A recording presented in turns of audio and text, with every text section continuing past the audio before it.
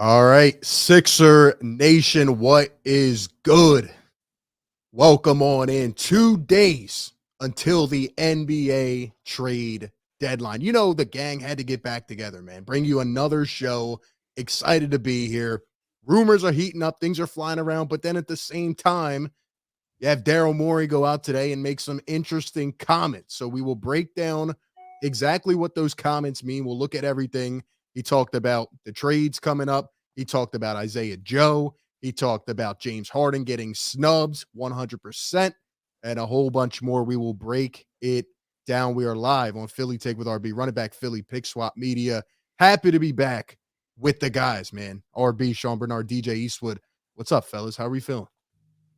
Yeah, feels good. Feels like a little bit of the quiet before the storm. There was the Kyrie trade kind of kicking things off, but things have kind of dived down. So hopefully the Sixers are one of these teams getting involved here, and feels like we're hitting that kind of stride for NBA season. So I'm ready to get into it. Yeah, man. Glad to be back up here talking ball with you guys. Something has to happen. Something has to happen. Has to happen. I remember last year's trade deadline. I was like, if the Ben Simmons thing doesn't happen, I can't. How could I watch the rest of the season? This one isn't that bad. I could still watch the rest of the season, but it's something. Something has to happen.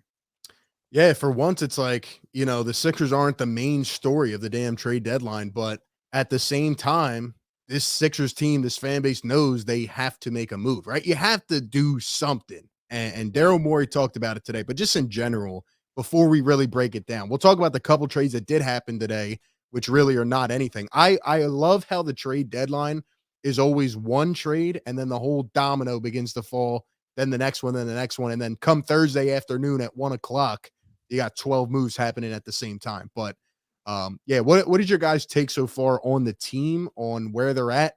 What do they need to do this trade deadline? If you have one thing in mind, maybe what you think they're going to do or what they should do, what is it? Yeah, it started off rocky this year. Kind of tripped out of the gates and kind of got themselves together. 20-5 in their last 25, hit their stride. The Embiid and Harden chemistry seems to be growing. So definitely some signs of progress from the Sixers team in recent weeks. I think for most of the season, my outlook has been the one need has been some more help on the perimeter. But in recent weeks, I've kind of shifted gears to backup center being a bigger circle on my list for what needs to be upgraded. I would love it if there's a way to tackle both, find some sort of forward and some sort of big man in a deal. But if it's one or the other, I think I lead toward backup center because I think going into the playoffs with the options that they have in Montrezl Harrell and Paul Reed, if he can ever get himself off the bench, are going to sink them just as we saw pretty much throughout Joel Embiid's whole tenure. So I'm pretty happy with where they're at. I'm encouraged with the progress they've made, but they definitely need a little bit of a boost to kind of get over that edge. Yeah, the Sixers have an issue. It's not just the backup center position though. It's really the overall rebounding issue. And I think my dream scenario is still, I've been saying this for maybe 3 years, is a Tobias Harris trade.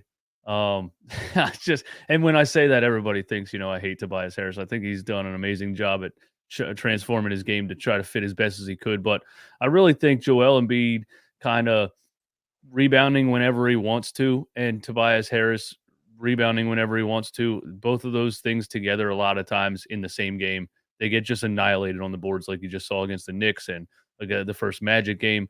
But that's not going to happen. I really don't think anything major is going to happen, as we're going to talk about that article and what Daryl Morey said. I would just expect something small to happen, and as long as it's one of three backup centers that I think would help the team, I'll be happy. I think there's at least three guys out there that aren't earth-shattering talents by any means, or high talents at this point in their career, but it's not that hard to find somebody in the NBA that can do more than what Montrezl Harrell's doing right now. And Paul Reed, athletic rebounder, I love him, but when people say he averages 8 fouls per 36, they're not. It's true. He's wild. Doesn't have a very high basketball IQ. Just kind of flies around the court and runs into people. So you can upgrade the backup center for sure. Yeah, I think you have to. I think there's no doubt about it. There's a couple different ways the Sixers have been thinking about this, according to sources, and it's interesting. One side of it says they're trying to cut cap and they're trying to, stay below that tax line and put more money in the owners' pockets, essentially. So maybe they're going down that path. Maybe we're not even close to what they're thinking But then the other side of it is, well, this is the best team you've ever had around Joel Embiid. You obviously have a shot to contend in the East. Now you have another team like the Nets who are probably not going to do anything at all. So you're looking at maybe a 3-team race. And with just a little bit of marginal improvement, you have a chance to now be a serious contender because, there's just not that many holes in the roster. And we've seen time and time again, Trez cannot be the answer. Paul Reed either won't get the minutes or is not ready to be the answer. So to me, it's clear as day. I would agree with DJ. I think they're going to do something smaller. My dream scenario, Andre Drummond. I mean, it just makes too much sense. He knows the team. He knows the roster. But I do have a bold take. I'm going to save it for later on. I will say I had Austin Krell on the show yesterday, and he said that he thinks the Sixers will make a move. And when you think about the fact that the Sixers left a roster spot open, it only makes sense. But like you guys said, will it be the move, or is it just going to be one of these little, crapshoot type of things at the end? That remains to be seen. But I do think they will make a move. I think it would be stupid to stay packed because I think Boston's going to make a move. I think Milwaukee's going to make a move. Why wouldn't the Sixers, Yeah, and Daryl Morey has been a guy throughout his tenure as a general manager and president of basketball operations that his kind of quote that he goes by is when you have that 5% chance or greater of winning a championship, you have to go all in. And if there was any kind of debate about that, it's how they've played over the past month and a half, as well as Kyrie now getting shipped off to the Western Conference. So the Sixers are now cemented as a top 3 team in the Eastern Conference. They are playing their best basketball of late. So it's time to go in and do something about it. And like you mentioned, they have that extra roster spot. There's still an open spot. And plus, we were kind of sold these ideas of moves of cutting Isaiah Joe, of cutting Charles Bassey. The logic behind that was having the roster flexibility to go out and do something. So now it's time to act, and those only age well if they actually can act on it and bring somebody in that made that kind of the bargain worth it. So the ball is now in Morey's court to act, and we'll see what he comes up with. Yeah, for sure. Now's not the time with this franchise to be conservative after the process and all of the assets that we had. This is the most win now situation I've probably ever seen in Philly sports team. I would have to think back to probably the Allen Iverson era, but either way, it's not gonna. Either way, when this run is over, this Joel Embiid, James Harden thing, it's not going to be a gradual slope down. It's going to be a cliff. So you're edging toward the cliff anyway. You want to get a couple rings before the cliff approaches. So anything you have left to upgrade the team in the short term, that's just what you do. That's how I see it. I know people want to hold on to guys. Well, this guy might be this in 5 years or whatever. It's kind of why I was on the Maxey for Donovan Mitchell thing in the summer. I love Maxey, but if you can give me Donovan Mitchell right now, I'm all for it. They're trying to win now. So yeah, now's not the time to be conservative. So whatever they have left, whatever change they have in under the couch cushions, they're going to pull out and spend it. So we'll see. Yeah, hopefully they get something done. If you guys are in the chat, man, hit the like button. Let us know you enjoy this content. Welcome on in. Drop your thoughts. What do you think the Sixers are going to do? Let us know in the chat wherever you're watching. Once again, Philly Take with RB, Run It Back Philly, Pick Swap Media. Now, a couple deals did happen today. The first couple to kick it off. And, honestly, who cares about these deals? But we will highlight it just for the heck of it. This was the first one today.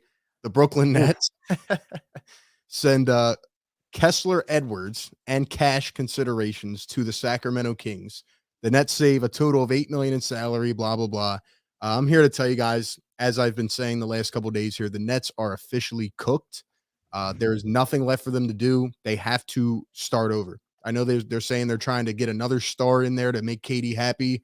The reports are that KD's not happy, and he's not even coming back now until after the All-Star break. I can say this over and over again. Everybody up here on this panel right now told you guys so. We've been saying it for the last year. Literally, it's almost been a year that we've been up here preaching this. It did not work. The Nets are cooked, and they have been one of the worst franchises. So to me, it just seems like they're trying at all costs for a desperation move. But there's nothing they could do, man. They're done. They're done. They should have kept the team of D'Angelo Russell, Karis LeVert, Spencer Dinwiddie. How ironic is that? And right. Jared Allen. Yeah, and the only thing I will say on this trade is Sixers wise, the Kings were a team that kind of were rumored to have some interest in Matisse Thybulle, so this probably takes them out of the Matisse Thybulle running. Kessler Edwards, not quite the defensive player of Thybulle, but a similar kind of model of player. So I would assume that this was kind of their preference there. So Sixers wise, I would guess that's the only way this impacts them. But yeah, it does seem like it's a fire sale in Brooklyn, and they're probably going to be the most active team out of anybody, just trying to find some way to field a competent team for the rest of the season. Yeah, if there's a team in the past decade that's handled assets worse than the Philadelphia 76ers, at least we always have the Brooklyn Nets to look at and say they one up us every time. The Paul Pierce, Kevin Garnett, all that stuff. And then seven total, four first round picks and 2 pick swaps or whatever for James Harden, when they really didn't have to make that move. I think Kyrie and Durant plus that roster of Jared Allen, Dinwiddie, and all those guys would have been a really solid team. It's just a terrible decision. That is really like a 14-year-old kid playing 2K, making some of the decisions that they made. And I just saw from the jump, and people watch ESPN too much. They watch Max Kellerman too much, who doesn't even, like, he's a boxing guy out here saying this is the greatest offensive team of all time. I just knew it was a disaster. There's 3 self-centered maniacs at the time. I learned slowly that James Harden is actually the least selfish of the 3 for what he did when he came to the Sixers. But Kyrie and Durant, there's no way those dudes were going to work out, man. And it was crazy. I saw Kyrie's opening press conference, not to go too far off topic, but he was saying how he was a selfless leader and he didn't do anything wrong.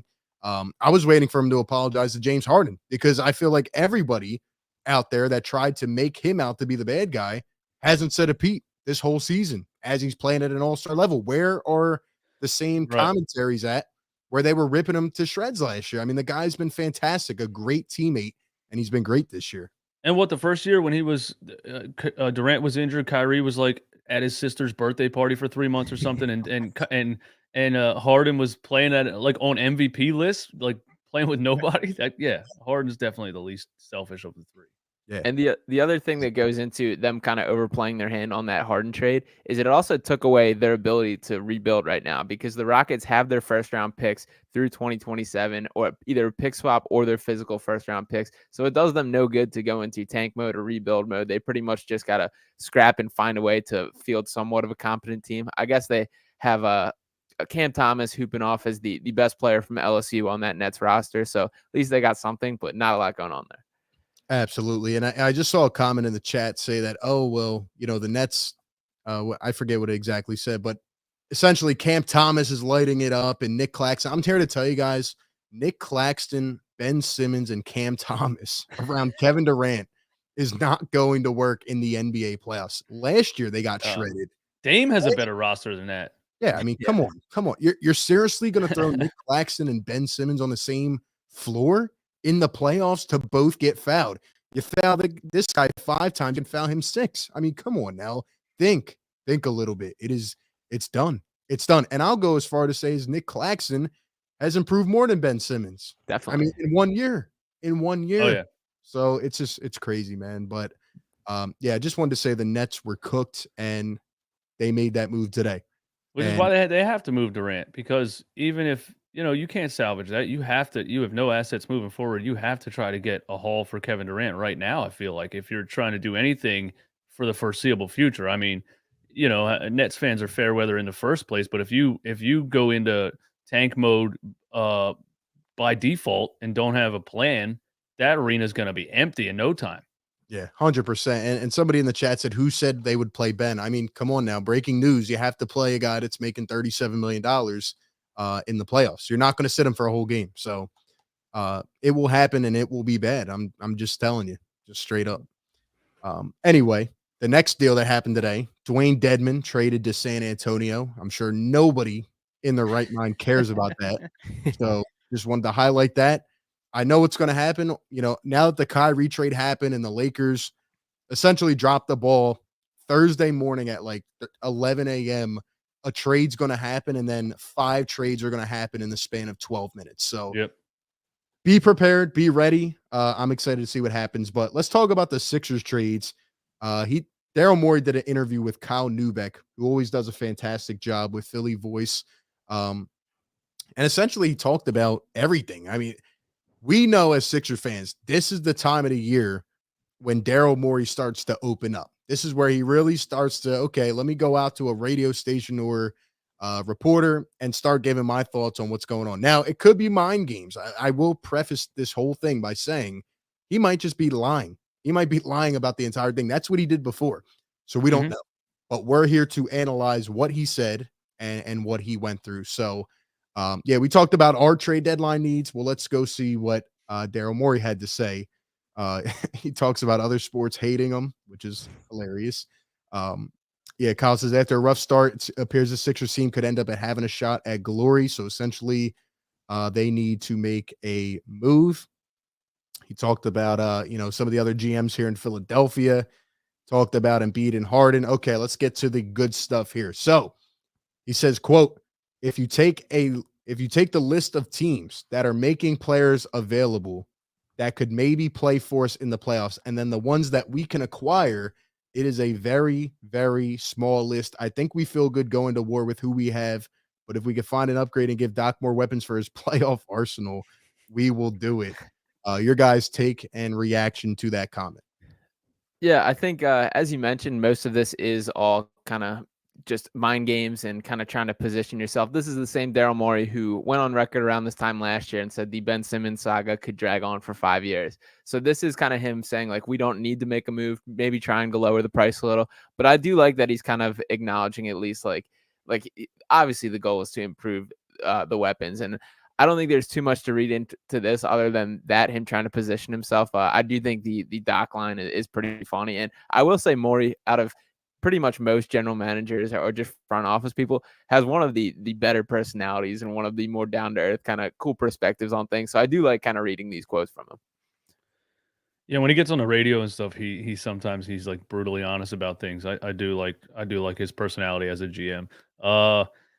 Yeah, to me, like I did a video on the article earlier and read the whole thing and really looked at it, and it's nothing. It's it's just a writer getting Daryl Morey for, I guess, something to talk about. But you kind of know he's not gonna come in here and say we are terrible when Joel Embiid leaves the floor. I know Doc doesn't believe in this, but if you look at the plus minus, we're awful when Joel Embiid leaves the floor. So our backup center position isn't getting it done. Our backup 4 and 5 combinations aren't getting it done. Whatever it is, our rebounding is terrible. We need this. We need that. He's not going to say that. So he has to say these things. But yeah, when I first read it, I was like, come on. We don't go into this thinking we have to upgrade a particular player. We feel good going to war with, I mean, certain matchups. I liked this team, that what they looked like against Denver. But when you get against, just very athletic teams that have 5 or 6 guys over 6'10", 6'11", that can switch everything, and you got, combinations of Niang and Montrez out there, he's lying. He's just lying. It is what it is. I don't expect him to come out and say anything. And yeah, he's a GM. Has been doing it for a long time. He's made some incredible trades in different franchises. He knows exactly what he's doing. And there's an unnamed GM too in another article that was quoted saying the Utah Jazz are asking too damn much for Jared Vanderbilt, and I wouldn't be shocked if that was Daryl Morey who said that, because he wants to play the game. If he wants Vanderbilt, he's not going to say it right now. And that's why everything happens the last 5 minutes of the deadline, because, they're going to negotiate until the last second. Yeah, definitely a name we need to talk about during this show. Morey was asked about some trouble spots in the rotation. Says, quote, we don't go into this thinking we have to upgrade a particular player. Now, essentially what you both have said is that there's nothing to this. It's all smoke, no fire. I will say, though, I do think Daryl is kind of trying to cover his tracks here because, say the Sixers go out, they don't make any move whatsoever. I think they'll make like a little dump move, right? Like a Furkan Korkmaz who requests a trade. I mean, you're not really going to bring him back to the roster.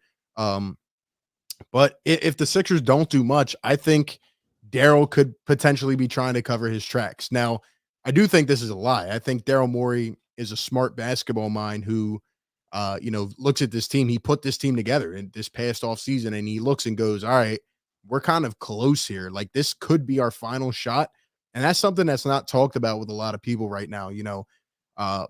If Tobias Harris, could potentially leave after this year, right? Tyrese Maxey's got to get paid. Who knows about the Harden deal this coming summer? Like, this is an opportunity where you have to win. But it seems that Daryl Morey thinks that the Sixers are very restricted, which they are. So do they have enough to make a deal, right? Like, there's all these names out there, but really you're working with Furkan Korkmaz, Matisse Thybulle, Jaden Springer, and a 2029 draft pick or a second this year via Charlotte. Do they have enough? You know what I mean? So I think that's almost him trying to cover his tracks a little bit. Like, all right, we don't need something, but if we can get something for the right deal, we will pull it. And I think that's always Daryl Morey's mindset.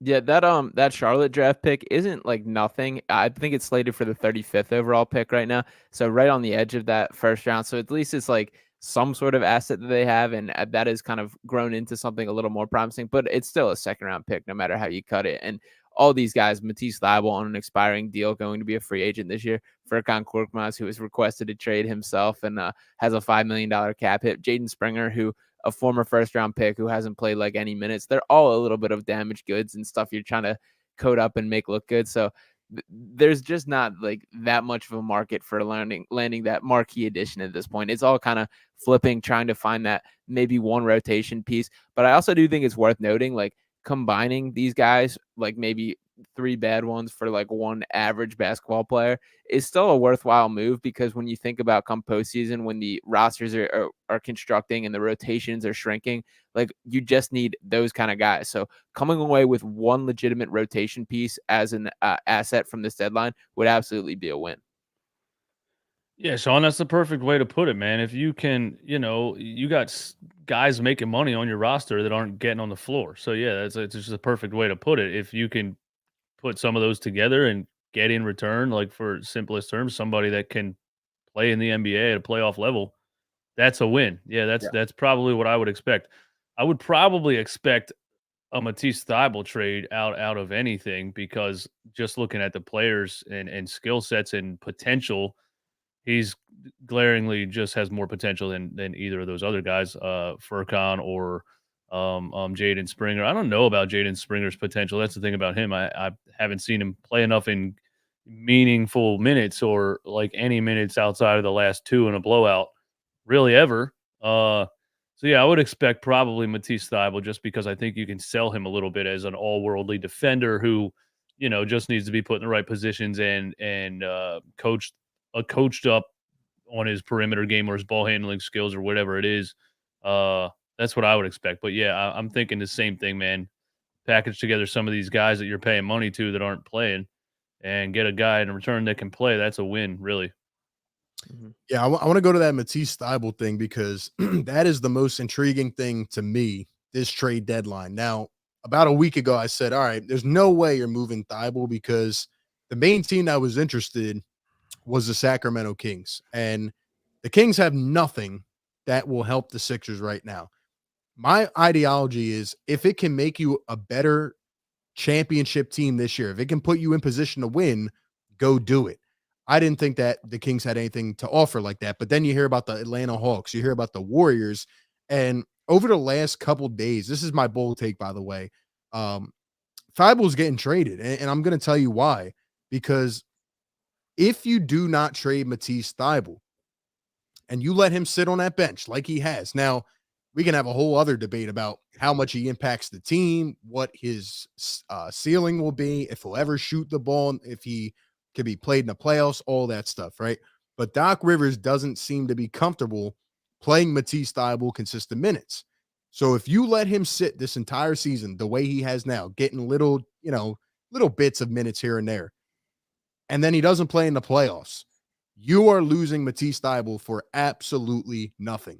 Right now, you can get value for him. You can get a draft pick, which the Sixers need. You may be able to get an experienced player. You may be able to get some type of locker room presence, just something that could help the Sixers right now. I don't know what it could be. Maybe you package Thybulle, Furkan, a pick, whatever it is. But if you don't play him, you're losing him for nothing. It's a contract year. He's walking out the door. There is no talks of contract extension. Now, maybe you could say, all right, well, they're going to re-sign him. I don't think that's going to happen. So I think he's going to get traded. I'm starting to really believe that. Yeah, I believe that as well. There's a couple layers of this that I want to touch on here. I mean, first off, like you mentioned, he's on the tail end of his deal, $4.3 million on the table for this season, the end of his rookie deal. His value is at the lowest it's been since he was about like a freshman in college.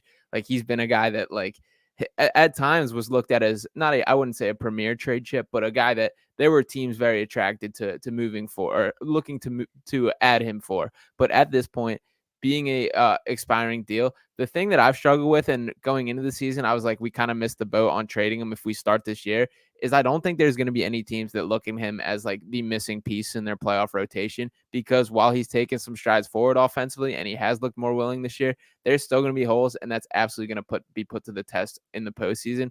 However, if there is a team that looks at him as a potential long-term piece, he's going to be a restricted free agent at the end of this year. So you would get that advantage of having a chance to match a salary. So I think if they can find a team that's interested in potentially looking at that, that's kind of the advantage. And that's what they got to search for, is a team that could look at Matisse Thybulle as a potential long-term piece. And I also do believe that there are plenty of systems where he would look much better than he does with the Sixers, just based on the amount of cutting, the amount of movement. Like a team like the Nuggets or the Warriors, I could see him looking significantly better than he ever has in a Sixers uniform. So I agree. I do think he's going to be moved. I think he's probably their most likely trade piece, but it's a very like strange market they're kind of looking for him in.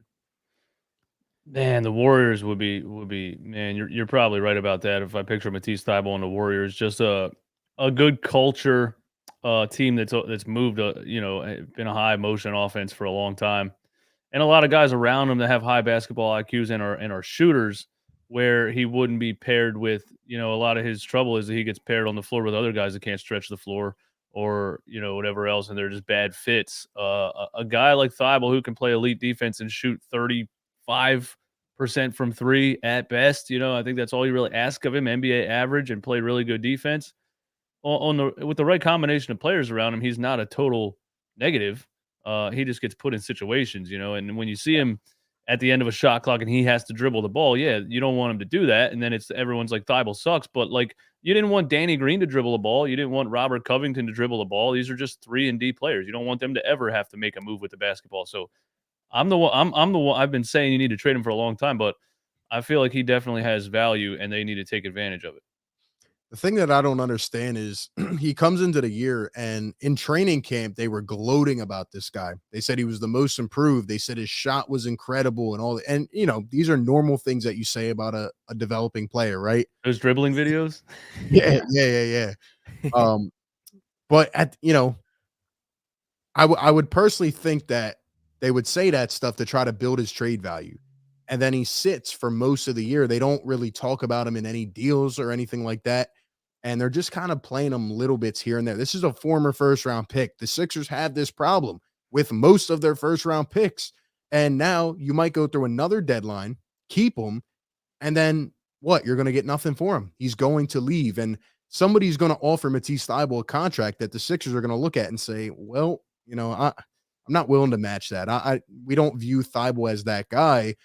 Personally, when I look at the eye test this year, to me, Thybulle is at least more of a willing shooter this year, more than last year. I mean, he'll actually take a couple of shots, which is nice to see, and he could be a defensive spark. But there is that legitimate question: can you play him in a playoff series? And I really don't know. I think they had a falling out after that Toronto series last year. I think nobody talked about it. Things were just not the same ever since he could not travel to Toronto, and they've never really utilized him. And then even when the beginning of the year, Doc Rivers said, Daniel House is our guy right now, but Thybulle's like next up. And now Daniel House doesn't play, and Thybulle still doesn't play. So I don't understand what the thinking is. Weren't we at a point sometime last year where he was starting? Yeah, for a good portion of the season. Yeah. Yeah, and in that Toronto Raptors series, he only played 3 games, but he averaged 14 and a half minutes per game. And I mean, Paul Reed averaged 10 minutes a game and got all the backup center minutes. So it's 2 players that Doc was playing in a playoff series that now he suddenly doesn't trust in December. So I don't know. I can't. It'll always point back to Doc Rivers for me. I never really understand his circle of thought process that he goes through. But yeah, it seems like that's where we are with Matisse right now. He's not a very big part of the rotation. Mhm. And then in addition to Matisse, you got Jaden Springer, who it feels like is never going to see the floor. And then you have, for example, Furkan, who's a former first-round pick, who is now asked out for a trade for the second time. Like, the Sixers need to stop missing on these draft picks. I mean, you got to develop these guys. And you have other guys here. We're about to talk about Isaiah Joe, but, I mean, you have guys. Like, develop them. Develop. Yeah. Yeah, and I think that's the point is I don't even think they're missing on the picks. It's the development where the bridge is not being followed. Like there's guys like Isaiah Joe, like Charles Bassey, who are showing flashes on other franchises right now. Jaden Springer, we can't even say that he's bad because we really just don't know because he hasn't gotten that chance and he hasn't been developed in the right way. When you look around the league and see guys who Springer is far from a polished product and absolutely has holes in his games, but there's still things he can do. He can defend at a high level. I am confident to say that he can defend at like an NBA level right now. So just give him that as his job. Let him work on other things. Let him learn to be a spot up shooter. That's where like they're setting themselves up for failure in the long term is just the inability to just let these guys grow into being that like next wave of talent. And that's going to bite the Sixers in the long run for sure. Yeah, and when we were in the quick search for a new coach, once and Doc became available, obviously the guys that hired him didn't say, "Hey, we've had an issue developing young talent for a while now. Maybe we shouldn't go with a guy that is basically known to never develop young talent." The guys that hire him don't know anything about basketball. They just said, "Hey, legendary name, get him in right now." And make him an offer that he can't refuse. He was going to retire, but they offered him $100 million to like take a break from golf for a couple days out of the week or whatever. Yeah, that's where I'm at with it. I mean, the evidence just keeps coming out. Isaiah Joe performing in OKC. You can go back to Terrence Mann when he was in LA. You can go back to Shea Gilgeous-Alexander. The evidence just keeps coming out. There's no development under Doc Rivers. I think in addition to that, it's frustrating because you look at how PJ Tucker has played this year, right? And he hasn't been he's been very underwhelming by far. I do think he'll get better, but he has been underwhelming. And you look at a guy with the prototype of Thybulle who could be the exact piece that you need at that position. And he just is not doing it and I guess can't do it, which is frustrating to see. But I want to talk about Doc Rivers in that point because that takes us to where we need to go. And we'll get back to the trade stuff in a little bit. But the people in the chat know me, man. I am the leader of the Isaiah Joe Hive. And I still think it is a travesty that he was let go. And, here's what Daryl Morey had to say about it. And this is what frustrates me. And I think it points towards Doc Rivers. He says, quote, "We're not going to have playing time for everyone. So sometimes we're going to cut players who are very good players, and we're happy for those that go on to do great things." Morey said when asked about cutting Joe last fall, "There's a lot of factors that go into it, including the current contract or the goals of the season to win a title." So what that screams to me right there is that Daryl Morey doesn't have much say in who actually plays. There's not much communication, right? Because sometimes we have to cut good players. Isaiah Joe, he just admitted, is a good player. And it's actually a guy that could contribute. And you went into the season with an open roster spot instead of keeping this guy who could have potentially been another shooter. He could have been better than Korkmaz, for crying out loud. And you let him go for nothing. You let Bassey go for nothing. That's the issue. And you could have developed this guy. I mean, he's maybe one of the best later round picks you've had. Why? Or you could have traded him, right? Was he eligible to be traded? What GM wants to admit that you cut a very good player? The fact that he even said those words is like self-demeaning. Like, who cuts a very good player? Doesn't try to get any value in return. Yeah, and I don't like how he says, the goals of the season to win a title. I mean, Isaiah Joe definitely makes you a better team, better than having open airspace. You know what I mean? Or Korkmaz rotting on the bench. It's really not that hard to. So when people say, "Oh, why are Sixer fans so obsessed over Isaiah Joe?" We're not. We're just saying that you have a guy that could produce when your bench goes everybody, -9 in 2 minutes, and you maybe need a shot or two. Yeah, this is a guy that maybe could give you a shot or two. Like, it's really not that hard to see.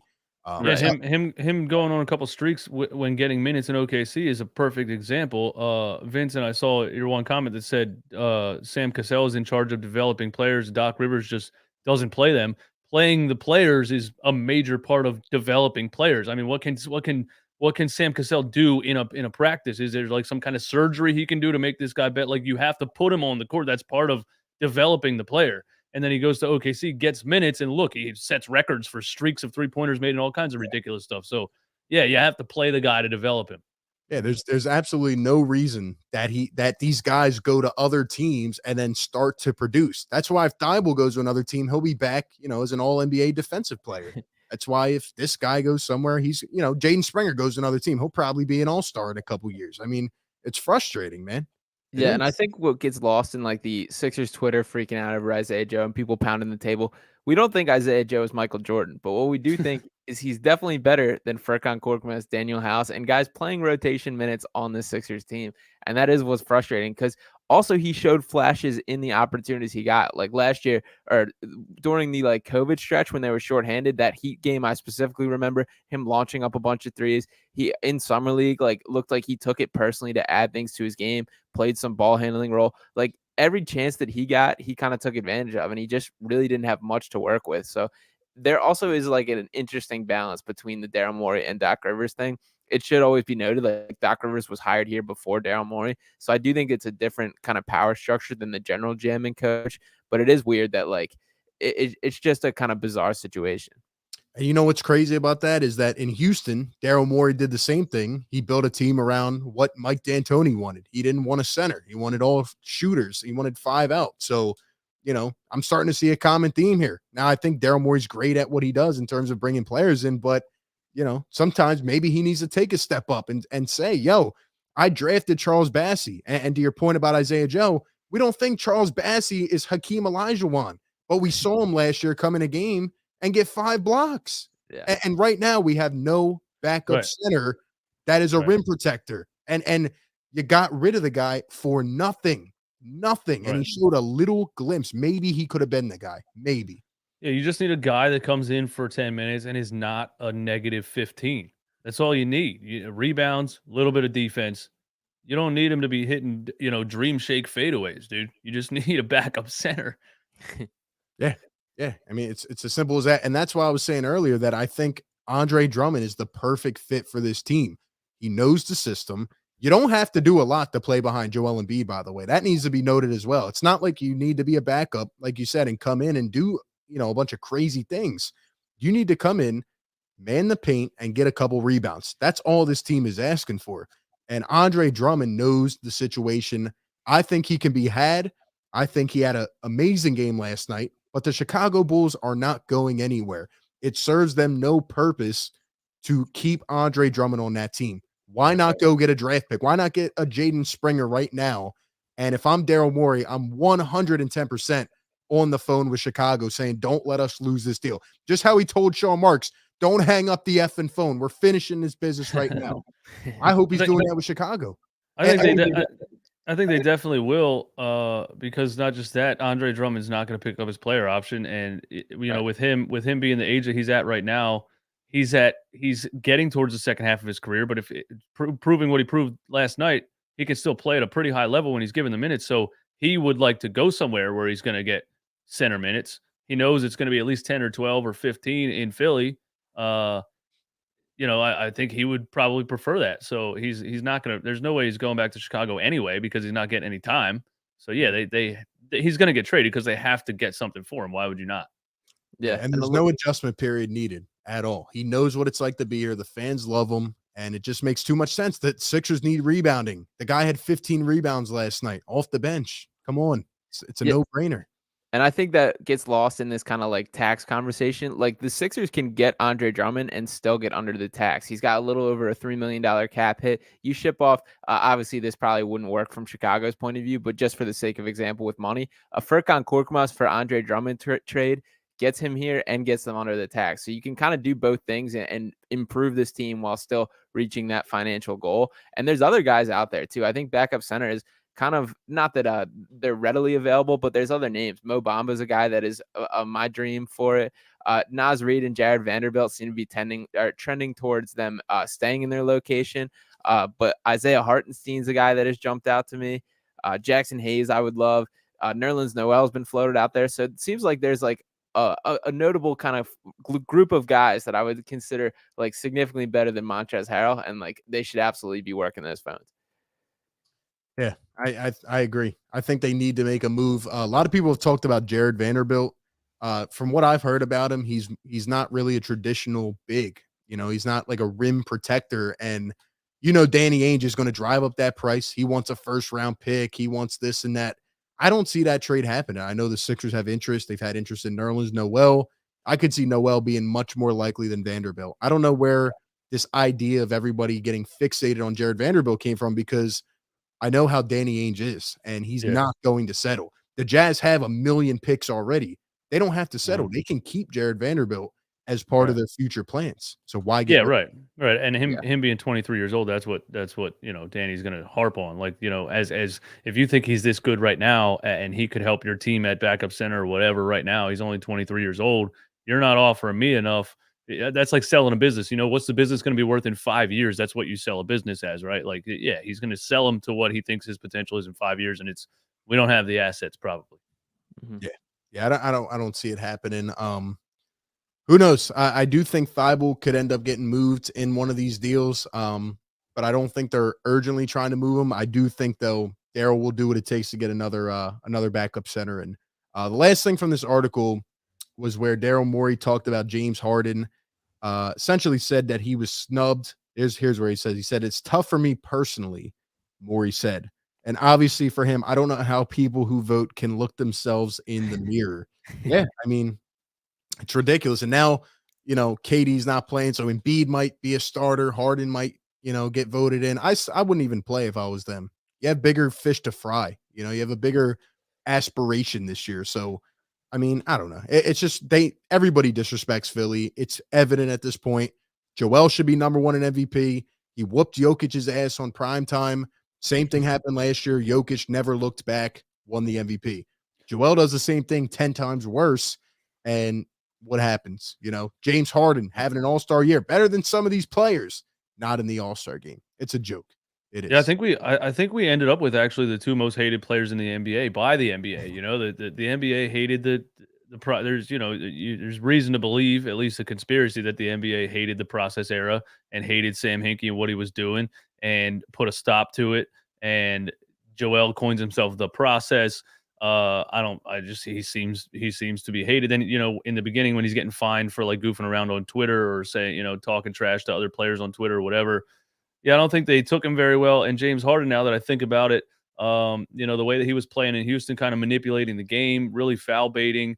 I do think that James Harden is incredibly skilled at reading a defender's body in the moment and baiting the defender into fouling him. You know what I mean? He definitely flops and cries and all that stuff, and he did that a lot in Houston. But I just think he got really skilled at bending the foul rules in the NBA. Really the first player in history to really kind of bend it so far that the league was like, what do we do? How do we get this guy to stop doing this? You just can't have an ESPN game and James Harden shooting 40 free throws. You can't do it. The people don't want to watch that.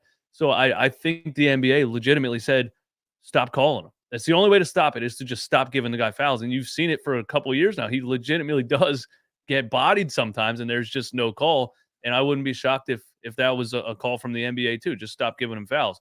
So, yeah, I do think we have the two most hated players in the NBA. And now they pull this, I know it's not the NBA voting, but I guess around the NBA, they're hated too, because how in the hell does James Harden not get in the All-Star game? And, yeah, how is Joel Embiid? I mean, I just saw another stat where he's putting up 30 and 12 on 56% from the field the first time since Michael Jordan in 1990. First center to lead the league in scoring since Shaq in 2000 last year. How is he not the MVP? The Jokic advanced stat thing, I don't want to ramble for an hour. It's getting out of hand because there's two numbers that they harp on that are equations, and that's becoming my problem with the new age NBA is, can we just call it what it is without a math equation? If you have to rely on true shooting percentage, when the equation is whatever it is, total shots attempted divided by 0.45 of free throws attempted, like, you can't rely on a math equation, bro. You can use it to say this guy had a very efficient game. But this whole, like, this is the greatest player ever because he only took 6 shots in 40 minutes and made all 6 of them. That's borderline. Ben Simmons is the best player in history sometimes when he only shoots the ball once on a wide open dunk. Look at that, 100% he shot from the field. He's the best player ever. It pisses me off. Yeah, another thing that rubs me the wrong way with the advanced ratings, and I'm drawing a blank on what exact ratings of them. It's not VORP, but it's some of like the offensive advanced metrics that they spit out for Jokic, but they're positionally calculated, meaning like he gets more points for it being assist because he's a center than he would if it was a guard. And like the only reason he's considered to be a center is because he's 7 feet tall. Like he doesn't play like one. He's a guy that is essentially the point guard of the Nuggets offense, and he gets boosted up. Like I saw a stat. This was last year during the MVP after the year where they like recalculated it as if he wasn't a center, and it went from like first to like 8th in it. And no, granted, it's still a great player and still impressive, but it's like, let's not just like float it up just because of this. And I don't know, I get fired up in that as well. But yeah, we do have the 2 most hated guys in the NBA, and I also do respect Morey's like commitment to being Harden's guy like through and through, and even going to the media the way he does. So I do give him credit. I love it. Yeah, if you want to say Jokic is one of the best, is one of the most skilled 7-footers to ever live, I'll agree with that. But back to back MVPs, come on, bro. I wouldn't even put him ahead of Magic Johnson. There's just no way. It's a joke. There's a clear bias, especially because Embiid did not leap over Jokic after that game. I mean, he literally handed it to him, and really, he's still number 2. It's an absolute joke. The only way the Sixers are going to shut anybody up is to win, and is to win it all. That's how I'm feeling at this point.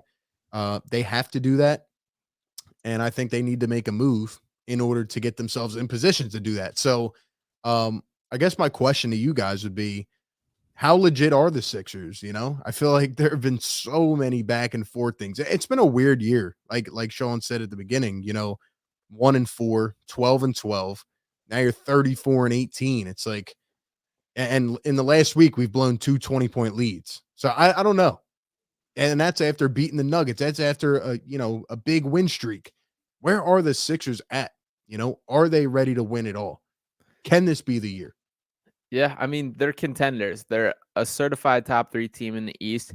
I need to see some sort of move. I don't need a swing for the fences here, but I just need a little like nice step up the bat and hit a single to just upgrade this roster a little bit. Give me that missing piece. They add 1 to 2 rotation players, and I'm all the way in on this team contending for a championship. And some of it is going to come down to just the pressure on James Harden and Joel Embiid. We talk them up a lot, and as we just kind of were, it's on these guys to deliver come crunch time. And they both have had their critiques. I also kind of like that they're kind of fighting their playoff demons together, but we do have to see it as the bottom line. We got to see these guys not be fall victim to the tendency of seeking for the fouls. Go out and just win this game. You guys are both incredibly skilled basketball players. You guys are both 2 of the best offensive talents ever. So go out and score and win this thing. So that's kind of where I'm at. I need a little bit of show not tell from both on the court and in the front office right now. Yeah, I think any team that has healthy James Harden and Joel Embiid at this point in their careers, even though James is a little bit past his prime, but is still such a masterful handler of a basketball and passer, facilitator, floor general, all those things, is going to be a contender no matter what. I do think that myself included, people overreact when they don't show up for a Monday night game against the Orlando Magic or whatever. There's some hangover games in there after the Eagles NFC Championship game. There's definitely James Harden hangover games. It's a legitimate, real thing. You can see it in the second half. He has nothing left in his tank. But at the end of the day, I need to remember, and everyone needs to remember, these two guys do not care about the regular season whatsoever. There's no reason for them to. Their goal is to get to the playoffs healthy. Their goal is, the first seed, second seed, third seed, fourth seed. I know first seed would be nice, but they're really like, load managing throughout the season. You can see Joel Embiid just not trying to even box anybody out a lot of these games. And then when there's a nationally televised game against Nikola Jokic and a number 1 seed, all of a sudden you're getting more effort from the guy than you've ever seen. And I think we have to remember that that's probably, I would assume, the level of effort you're going to get in every single playoff game from Joel Embiid and James Harden. So I got to take a step back when they blow 20-point leads or whatever, or they just, the effort isn't there in some of these regular season games because I just don't think they care. And the second thing is, you got to get Montrezl Harrell away from Doc Rivers. You have to. What Doc Rivers, and here's why. Doc Rivers is a narcissist by the definition of the word. And I guarantee you what happened in LA with Montrezl Harrell and losing that playoff series and probably the other playoff series that he lost, he probably sat there and blamed other people. He probably does not actually think that him playing Montrezl Harrell against the Nuggets in that playoff series is why they lost or why he got fired. He's probably doesn't believe it, and he probably is now out to prove again, I can show you that Montrezl Harrell can be serviceable at a backup center in the playoffs, and it's just not gonna work. You see it right now. I mean, you saw it with Paul Millsap on Giannis last year, which is an insane decision to make. He's just so he's the least open-minded coach. He's so stuck in his own thoughts. There's the rumors of him and Danny Ainge going back and forth when he was in Boston, and that's why they traded him. Like, this guy had face-to-face arguments with, I think, one of the best GMs ever. There's no telling Doc Rivers anything. So you have to pull Montrezl Harrell away from him. You know, you guys have sold me, man, on something. I'm going to declare this right now. The Sixers are either going to the finals or this is going to be the ugliest thing since the Ben Simmons debacle. And what I mean is, like, if they lose in the second round, like, you know, last year Doc essentially used the excuse of, okay, well, we were hurt. Now, I really hope James and Joel do not get hurt again, because that would leave us again in this state where it's like, all right, what do we do now? You know, do we run it back again? I mean, if they were healthy last year, if they were healthy 1 year before, Ben Simmons played offense in the playoffs or whatever, like, this team could realistically be in 2 NBA finals. If they had James Harden over the last 5 years, how many finals would they have made? I mean, you're right there. You keep getting to the second round. You keep getting to game 7, game 6. If they do not make the conference finals, let alone the finals, it's going to get bad. I could see them blowing up two of the pieces on this team. 2. Tobias could be gone on entering a contract year, and who knows? Harden might not even resign. He might not even resign at that point, unless you get a different coach. I don't mean to cut you guys off. I gotta run. You guys can hang out and still have discussions and everything, but I gotta bounce. Thanks for inviting me to the stream. It was fun. It was fun coming back on and chopping it up with you guys. I gotta run, man. Thanks, guys. Appreciate you, man. DJ. Yep. So yeah, if you want to answer that last point, I mean, like, this is a make or break for me this year.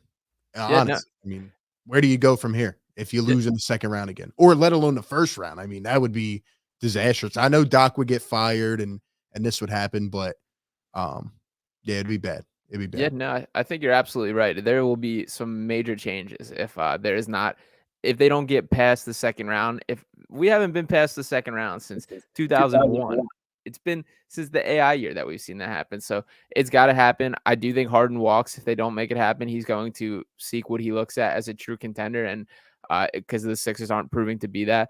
And I don't know, like, I don't know what the bigger changes are. Doc Rivers is definitely the next piece gone. If James Harden walks, they're looking at a whole new thing. And yeah, it's not going to be a good scene if it happens. So it is the put up or shut up time for sure. It's also, to me, like, when you look at the future, how do you run this back? You know, because you're going to have to pay Tyrese eventually, right? And right now, Tyrese, like, what is his role? You know, is he going to be that starting point? Or is he going to be able to play next to James Harden? How do you factor that into the equation? That's why I think they need to go all in right now, because, you know, it's really one way or the other. Honestly, you'll obviously have Joel Embiid, you'll have Tyrese Maxey, but, you know, say Harden and Tobias both end up leaving. That's a lot of money that you can then go out and allocate to other, you know, positions and finally build a better core around. But yeah, I don't see them. And even if Doc Rivers leaves, you know, who's to say, you know, James is going to stay? Who's to say they're going to keep Tobias? I mean, yeah, I think right now is the opportunity. 100%. Yeah, and even Joel, as loyal as he's been, he's not going to be patient forever. And like, if I wouldn't even blame him, to be honest, if he reaches the point where he's like, this isn't just working in Philadelphia, like, you need to move on from me. And I pray that day never comes, because he is a more of a part of this Sixers franchise than anyone on this roster, and like has been around a pillar of this franchise. He's outlived general managers, coaches, the rest of the roster completely. But I wouldn't blame him if it gets to that point. But hopefully we get to where They have some success. He's able to bring us there. If this team winning is the best cure for everything. So if they can get to at least the conference finals, maybe even the finals, I do think there's a renewed sense of like, okay, this team can do it, but they got to make it happen. Yeah, I think they have to. I think they have to. Are you worried about other teams kind of leaping over the Sixers at this trade deadline, whether it's Milwaukee, Boston? They're potentially in the market for this and that. I don't think they're going to get Kevin Durant. I don't think he's going to go to Boston. But do you think the Sixers can kind of get over them at this deadline? I don't view anybody else right now other than Boston as okay, they're scary in a playoff series. And I still think the Sixers could give them a handle in a playoff series, but I just don't know in a 7-game series how that'll play out. I think it would be very close. Yeah, I think realistically looking at it right now, I would put the Celtics at number 1, Bucks at number 2, and Sixers at number 3. So I'm looking at the Sixers to be able to climb that up.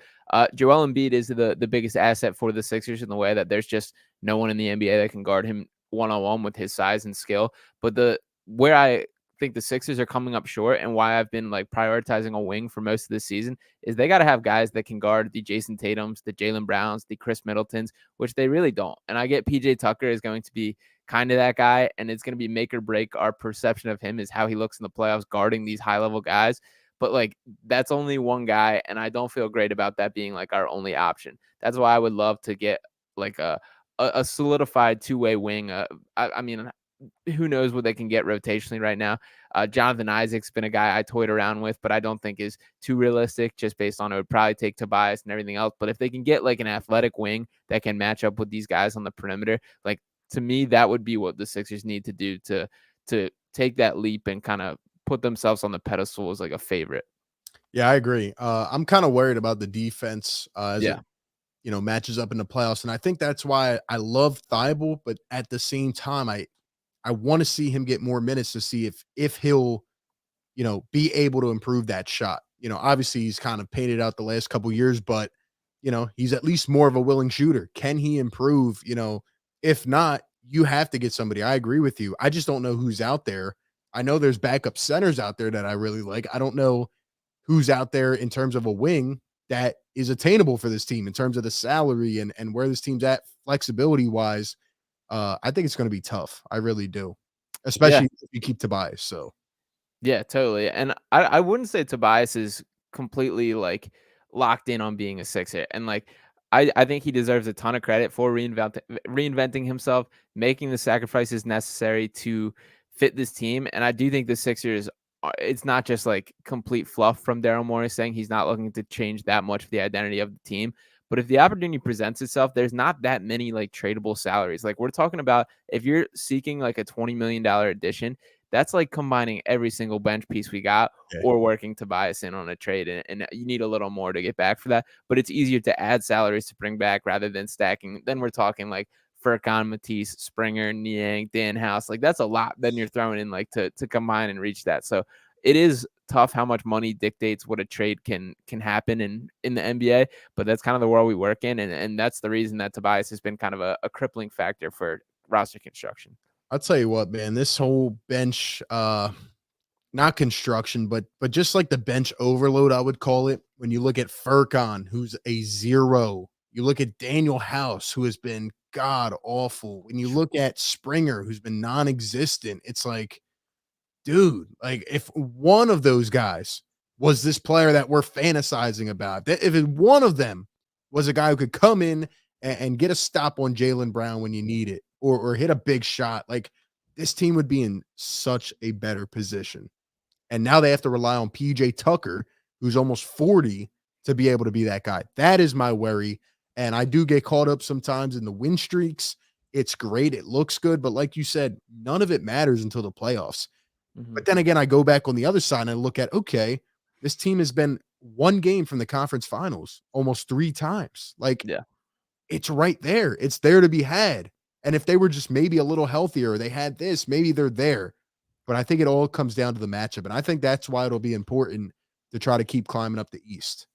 Yeah, you can kind of look at it in 2 different lenses. And I think as Philadelphia fans, that a lot of times we take the negative lens of like that they haven't been past the second round since 2001, that they're like just have fallen short continuously for all these various reasons. But there has been a bunch of weird factors of them just like being so close, whether it is that Kawhi shot, which is still heartbreaking, whether it is Embiid breaking his face twice in the playoffs, whether Yeah. it's like all these strange things that have just kind of prevented them. Like if they can stay on like a clear path where everybody is healthy, they get the outlook and the path to the playoffs that they need, it can happen. And I do also think tomorrow, I get it's still a regular season game, that was whatever, but I'm excited to see now this Sixers team. We haven't played the Celtics team since they've been like clicking, since we've seen what the Sixers team can look like.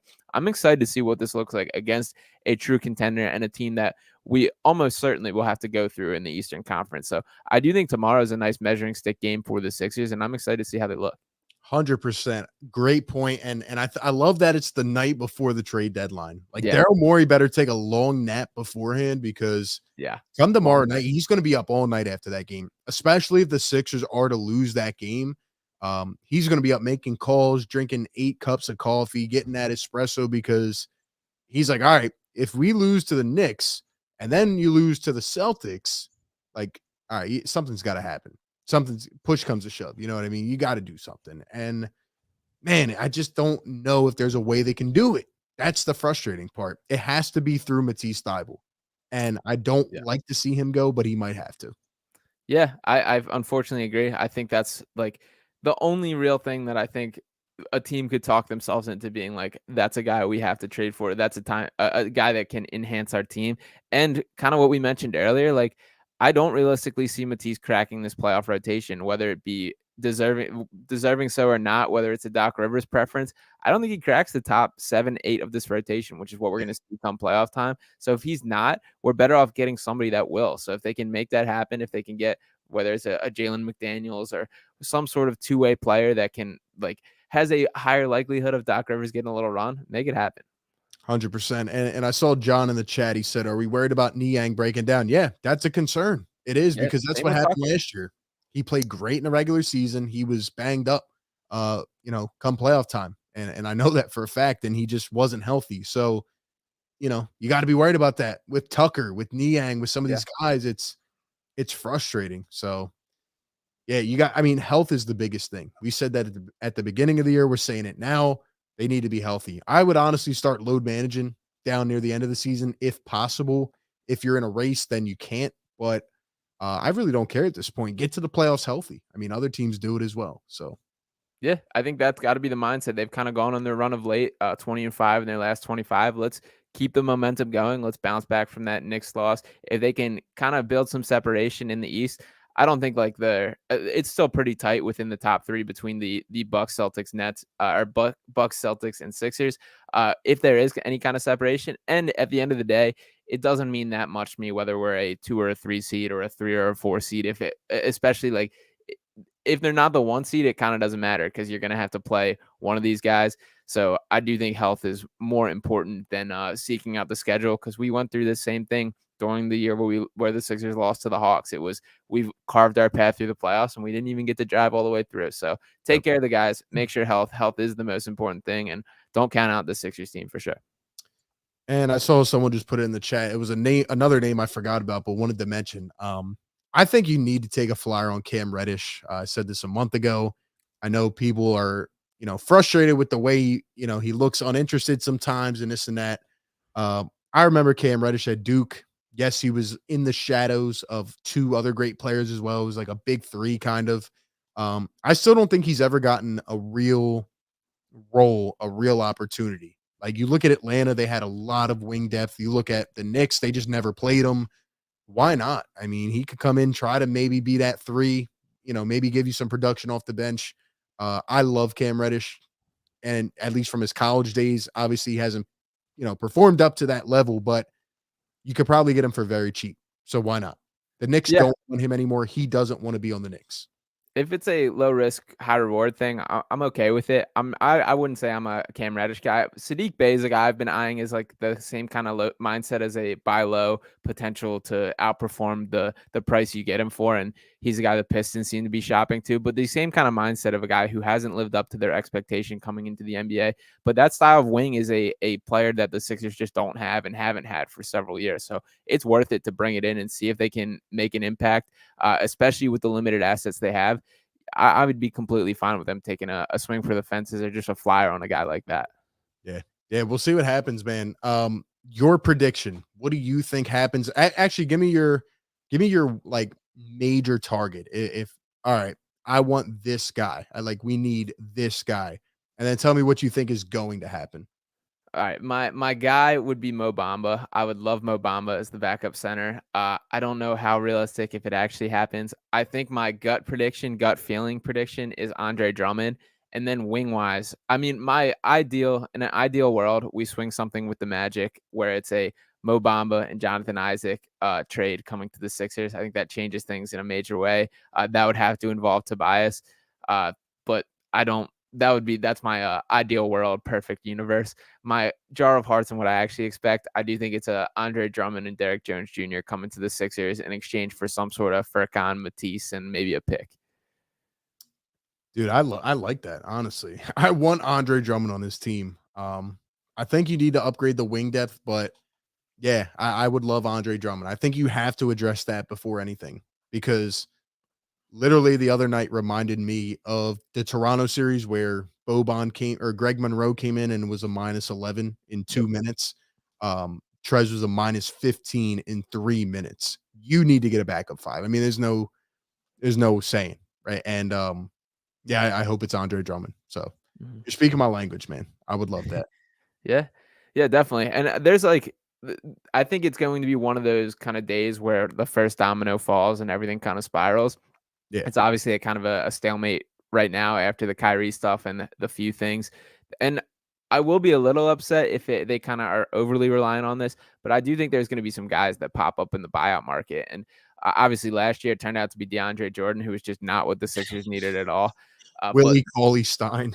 Yeah, Willie Cauley-Stein. Oh, so it didn't really shake out last year. But guys like Dwayne Dedman talked about, there's been rumors of Rashawn Holmes hitting the buyout market, Nerlens Noel even. So if there's somebody like that they end up with and that's how things shake out, it could be solved. But I definitely would be much happier if they're more proactive and go out to get somebody rather than hoping somebody falls in their lap. Well, hopefully they make it happen. I do believe Furkan will be moved as well. I don't know if it'll be in the same trade. Maybe it's just for, cap relief. Maybe you get a player who's not going to play or draft or whatever it is. I don't see a way Furkan staying on this team. I don't think he's staying there. I think he's going to go to like some bottom barrel team and maybe start to crack a rotation. It would crack me up if he goes 0 for 2 on trade requests. If we've run this story back. Yeah. After his first one, he's full out re-signed with the Sixers. So it would be a little entertaining to me if he doesn't get his wish. He has to stick around. He is a vibes guy. I don't mind having Furkan around, but yeah, definitely not a necessary part of this team. The reason I don't like having him around is because he's making $5 million and fair. He's going to continue to be looked at as why is, we have a guy that's making this money and he can't play. So why do you still have him? I think Furkan's going to like the Houston Rockets or something. I don't know how they're going to pull it off. They're going to get like some old age vet that might not play, that might get bought out. They're just going to send Furkan to the Rockets. That's what I think is going to happen. Yeah, give me Garrison Matthews. I'll take Garrison Matthews for free. See, this is why I bring Sean on, man, because he knows all the intricate players, man. I mean, I do too, but it's tough, man. It's tough. I want this Sixers. I want it to be the playoffs already. I want to get past the second round. It's like who are you going to play in the second round? That's the tough part for me. Is it going to be the Milwaukee Bucks? Is it going to be the same thing? And a game 7, I can't have it again. Yeah, I mean, I'm over their mindset of kind of like lining up the matchups, like I said before. So if they're scared, get a dog. Hopefully, we got a couple in PJ Tucker and whatever else can lift us over. Exactly. I'm ready to see this team locked in. Once we get past Thursday, then it's kind of the cruising point of the season where we know what we have. It's ironing out how this team clicks together. And we're not far. We're past the midpoint of the season. Things are really cruising this year. So the playoffs are not that far on our horizon. I agree. It's crazy how the season's flying right now. I will say though, I don't think the Nets are going to be in any type of contention. I No. think the Heat are not. I'm not fearful of the Heat. I think the Raptors are probably going to end up selling some pieces. I'm looking at the rest of the East. I think it's a 3-team race. I really do. I don't see anybody else that I'm looking at saying I'm scared of that team. The Knicks would be handled in a playoff series by the Sixers. Who else? Chicago stinks. I mean, I'll give the Cleveland. Cavs a little bit of love. I think the Yeah. Cavs are at least not that they scare me from a perspective, but I do think they're a competent team that will win a couple games in a series. And if they truly go for it this year, which they're already pretty all in based on trading for Mitchell and the pieces that they do have, they're a well put together team, and I think moving in the right direction. I don't think this is their year to contend, but they're definitely on that track. You know what the Cavs would be in the second round? They'd be that pain in the ass type of team. Yeah. It would be like a long, drawn out, just annoying type of series. They'd out hustle us. They would get all the little loose ends, all the hustle plays. Yeah. So the Cavs would be interesting, but Yeah. I would prefer to play them in the second round for sure. Yeah, I mean, they're not a scary team, I don't think, but not a team that I'd be itching to play. So I will give them the respect, and they're a talented bunch. And I think the Jared Allen and Evan Mobley front court could do some interesting things against Embiid. So I wouldn't be itching for that. And it's still pretty wide open in the East that when you look towards the bottom, where teams are going to shake out, especially with the play-in on how everything goes. So I don't know. It's going to be interesting to see how things line up. Yeah, can't wait to see what happens. Shout out to everybody still out there in the chat, tuning in, listening. Couple more days. I mean, we've said all we can say at this point. Will the Sixers get something done? Let us know in the chat, yes or no. Hit the like button wherever you're watching. Follow me on Twitter, RB Philly Take. Follow Sean _Bernard1. We're constantly keeping up, and we'll wait and see what happens. Sixers need to do something. They need to win tomorrow night. I think that would be huge. And if they don't win, they need to get blown out so that their hand is forced to go get a piece. That's what I think. Yeah, and I'm curious to see like how they line up with the Tatum and Brown backcourt, or like who guards who. If they're gonna give Matisse extended minutes, then that might be more telling toward they might be inclined to keep him. If you're throwing Tucker on him out there, can he actually do it? Like, is that something we feel great about? So I'm curious to see how they're gonna line up, how they're gonna see how they match up, what they throw at these guys, and if it works. Because if it doesn't, you better find someone else that can. Dude, we've had moments of Tucker where it's like, man, this guy, like, that's what we needed. That's what we've needed for a year or two. We've had a few moments like that where he shows up big, but then it's like, damn, man, shoot the basketball, shoot a little bit. So I don't know what to think about Tucker. I really don't at this point. Yeah, it's going to come down to the playoffs. Him more than anything has kind of earned the right, and just kind of why we brought him in is purely for postseason. I also have been riding the take of, I think we've gotten a better PJ Tucker since he took off the undershirt. I don't know why, but since he's done that in recent weeks, he's been a little better. So as long as he keeps that going, let's stay with the sleeveless and keep the vibes increasing. I love it, man. I love it. Hey, appreciate you coming on, and appreciate everybody in the chat for tuning in. Man, let's hope that the Sixers are thinking the same way the fans are. Hopefully they're not just thinking of this as a cap relief type of thing. Hopefully they're thinking about getting better and getting ready for a playoff push. But anything else you got, Sean, for the people out there? Any bold predictions? I guess that they're going to do something. What about the NBA? What about the NBA? Any bold takes in the NBA? You think Russell Westbrook's going? I think the Lakers sold the bag. I think they're done. I can't see them doing anything monumental. I do think the Nets are going to do something crazy, whether it is something with the Raptors, whether it's something not something crazy that I think elevates them to true contenders. I think they've kind of blown that ship, but I do think they're going to go out swinging for the fences, which they probably should. So maybe it's an OG trade, maybe it's who knows where their mind is. Maybe they end up flipping something with the Lakers, whether it's bring just something in and hope it sticks. But I think there's going to be one more kind of blockbuster NBA trade involving, not blockbuster, might be saying it a little heavy, but one significant trade for like starting caliber players on the Nets. And for the Sixers, they're going to make a trade for sure. It would be such a waste if they go out past this deadline without doing anything. So things are going to be happening. I mean, you have a roster spot open. Right. Yeah, I heard there is rumored interest that the Raptors could be interested in Ben Simmons, which is absolutely hilarious. I think the Nets are kind of that team right now on the swivel. Like, I think everything else would be based off the Nets. My bold take, I think, is that the Jazz don't end up making any moves. Like, maybe the Jazz just stay put and say, okay, we have 10, 12, 14 first-round picks, and we have everything we need. We're going to go get Wembanyama and chill. And I mean, I don't see why they would want to take on Westbrook, and, you know, even if it's for the season and all. Like, I, I don't see anybody wanting Westbrook and giving up any assets in return. So we'll see. And by the way, if there is a fire sale in Brooklyn, if there's guys like Royce O'Neal, Seth Curry, Joe Harris, even Nick Claxton, I absolutely love. If there's guys like that become available, Daryl Morey, send a couple phone calls their way, see what there can get happening. And I doubt that'll happen or be the case. I still think they're going to try everything possible to contend, but there are some like decent role players that can compete on contending rosters there still. So worth a phone call at the minimum. What about Kevin Durant? I wish. I mean, I don't even know how much I wish. They just don't have the horses for that race, and it sounds like KD is going to be staying past the deadline.